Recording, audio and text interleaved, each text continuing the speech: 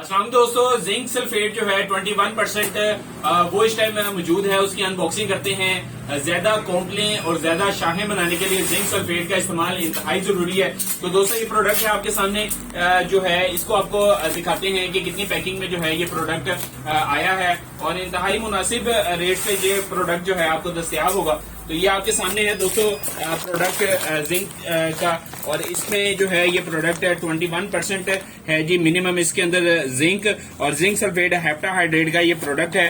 और दोस्तों बहुत ही जबरदस्त प्रोडक्ट है ये, और ये देखें हार्मोन बनाने में और जो है जबरदस्त प्रोडक्ट है ये। और इसकी जो है 10 किलो तक जो है आप इसको पहले या दूसरे पानी पे इस्तेमाल कर सकते हैं, और 5 किलोग्राम तक भी आप इसको कपास और जो आलू की फसलें हैं उसमें 5 किलो तक इस्तेमाल करना है। चावल की फसल में आपने 10 किलो तक इस्तेमाल करना है, और जितने भी पौधे हैं आप 150 ग्राम जो है वो इसको जो है फी पौधा जो है आप इसको डाल सकते हैं। तो बहुत जबरदस्त प्रोडक्ट है दोस्तों, इसको जो है आप हासिल कर सकते हैं अभी हमारे स्टोर से।